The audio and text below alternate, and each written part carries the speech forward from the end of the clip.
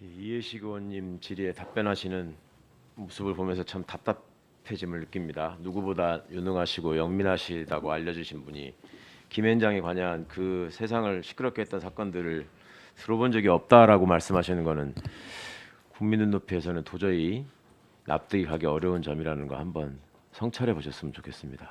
후보자님, 그게 그렇지 않습니다. 그걸 모르셨다니요. 그 다음에 뭐 오전 질의에 제가 고향 문제를 여쭤봤습니다마는 공교롭게도 제가 같은 고향 출신이라서 그런지 모르겠는데 지금 고향에 많은 분들이 총리님이 진즉 우리 고향 분인 줄 알았으면 참 자랑스러웠을 텐데 이제야 처음 알았다라고 참 개탄하시는 분들의 전화가 많이 와서 내일 아마 그 관련돼서 또 확인이 될 것 같으니까 다시 한번 생각해 보시기 바랍니다. 총리님한테 고향이 어떤 의미였는지. 자, 총리님, 죄송합니다. 후보자님, 아까 이제 이해식 의원님 질의하시는 과정에 이제 곧 공직자 이해충돌법이 시행될 거기 때문에 나는 그것을 준수할 것이다 이렇게 말씀하셨죠. 그리고 공직자라면 누구라도 법률을 지키고 또 공적인 업무를 위해서 최선을 다해야 된다는 것, 국민을 위해서 봉사해야 된다는 거 너무 당연한 거 아니겠습니까? 그렇죠? 예, 그렇습니다. 네. 김앤장이 로펌이죠. 네, 뭐 전 그 형태는 뭐 여러 가지가 있다고 들었는데 통상 로펌이라고 많이 부르지요. 네, 네. 제가 뭐 펌이라는 거는 잘 아시지만 기업이지 않습니까? 기업이 어떤 인재를 등용하는 데 있어서 이해관계를 이익을 고려하지 않고 등용하는 걸 보셨습니까? 손해가 나더라도 그냥 하는 것이다. 자, 그 후보자께서 지금 여러 가지 그 화려한 경력을 갖고 계시는데 그 중에 말입니다. 녹색기후기금 민간유치위원회 위원장을 하셨어요. 그렇죠? 그렇습니다. 예, 기후변화센터 이사장 같은 것도 하셨고요. 그렇습니다. NGO입니다. 네, 또 국가교육과정 정책자문위원회 위원장 같은 것도 하셨어요. 이런 경력에 대해서는 왜 문제 삼지 않고 후보자님의 무역협회장 경력이나 김앤장 고문이라는 경력에 대해서 왜 이렇게 자꾸 의문을 제기할까요? 그 생각해 보셨습니까? 왜 그럴까요? 공직자로서 쌓으신 그간의 능력과 그걸 통해서 얻으신 여러 가지 경험이나 이런 것들이 온전히 후보자님 개인의 성취나 개인의 역량으로 개인적인 영역에서 달성한 거라고 볼 수는 없을 겁니다. 그래서 아까 말씀 중에도 국가와 사회로부터 많은 혜택을 받았다고 말씀하셨잖아요. 그렇죠? 그 국가와 사회로부터 받은 많은 혜택을 후보자님 정도 되신 분 같으면, 특히 일국의 총리를 지내신 분 같으면 이렇게 훨씬 더 소외되고 어렵고 내지는 새롭게 더 개발돼야 될 분야에 대해서 헌신하시는 것도 충분히 기회가 열려 있고 그런 일들을 하셨는데 굳이 이렇게 무역협회가 공공기관입니까? 이익단체 아닙니까? 그런데 가가지고 수십억의 돈을 받으면서 활동하셨다는 문제, 또 아무리 부인하시려고 해도 공직생활을 마치자마자 바로 민간법률회사에 취업을 하시고 또 다시 공직에 가시고 그러고 나서 그것도 혹시 모르겠습니다. 공직자들도 다 본인의 경험을 통해서 노후도 준비해야 되고 다른 기회가 있으면 뭐 돈을 벌어야 되겠죠. 그러면은 그것을 통해서 세상에 이바지할 만큼 했으니 나도 이제 내 노후는 돈을 벌면서 좀 윤택하게 살아보겠다. 이런 생각에 대해서 자본주의 사회에서 누가 손가락질 하겠습니까? 다시 또 지금 총리가 되시겠다고 이걸 지명을 수락하신 것 때문에 과거에 그러면 후보자께서 걸어오신 길에 대해서 국민의 눈높이에서 공정하고 상식적인 일이라고 납득할 수 있겠느냐 하는 점을 계속 지적하고 계시는 겁니다. 그걸 아시면서 전혀 나는 그런 적이 없다. 이해충돌이 아니다. 자, 후보자님께서 대법관 후보 추천위원회 위원장을 하신 적이 있어요. 그렇죠?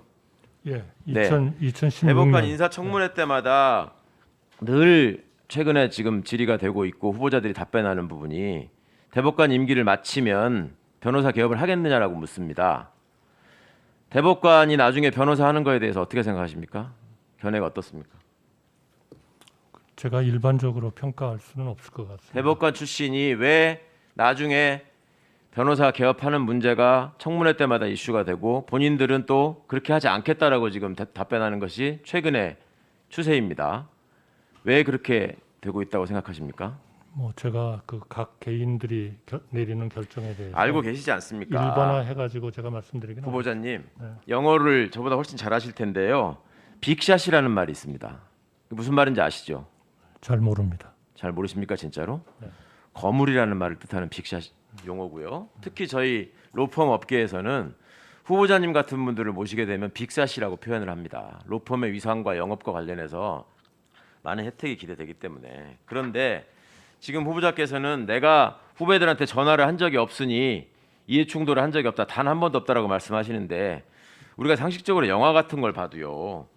그 큰 어떤 범죄 조직의 두목이나 이런 사람들이 일일이 누구누구를 가리키면서 가서 뭐 어떤 방식으로 어떻게 피해를 입혀라 이렇게 얘기하지 않습니다. 어떻게 손봐주라고 얘기하지 않습니다. 그냥 그 친구 요새 잘 지내나? 잘 돌아다닌다고 하더라? 이런 것들이 이제 빅샷이 가지고 있는 무게거든요. 그렇기 때문에 공적인 책무나 공적인 활동에 대해서 자꾸 여쭤보고 확인하려고 하는 겁니다. 그 인사 말씀 중에 여러 가지 마음에 닿는 말씀 하셨잖아요. 소상공인과 자영업자 여러분들의 희생과 헌신에 감사한다.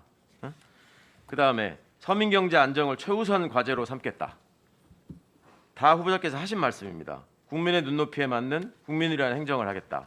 그리고 이 사회에 갈수록 심화되고 있는 사회적 불평등, 양극화 이런 걸 해소하는 데 기여하고 싶다. 지금 후보자님 같은 분들이 제대로 된 자리를 지켜주시지 못하면 그것이 곧 사회적 양극화의 지표가 되고 불평등의 지표가 되고 그것이 국민들의 마음을 힘들게 한다는 것입니다. 왜 그것을 받아들이지를 못하십니까? 자, 법에 어긋나는 일은 하지 않았다라고 하셨는데 그럼 한번 보겠습니다.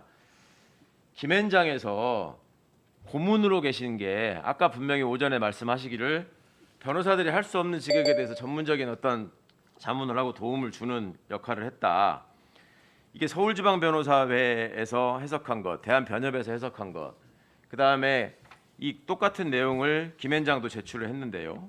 한번 보십시오. 직위나 명칭 여하를 불문하고 전직 고위공무원 등을 영입하는 경우에도 변호사가 아닌 이상 변호사를 보조해서 법률 사무를 처리하는 사무직원에 해당한다. 전직 고위공무원 등 변호사 아닌 자를 직원으로 채용할 때에는 변호사 사무직원으로 본회에 등록해 달라.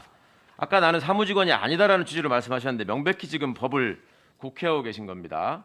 그리고 변협의 김앤장에서의 법적 지위를 다시 한번 따져보면 대한변호사협회 유권 해석상 변호사를 보조하는 전문가를 채용하는 것은 가능합니다. 그렇지만 신분은 아까 말씀드린 것처럼 분명히 사무직원에 해당하고 이것은 신고를 하도록 변호사법에 돼 있단 말입니다. 근데 신고를 하지 않으셨고요.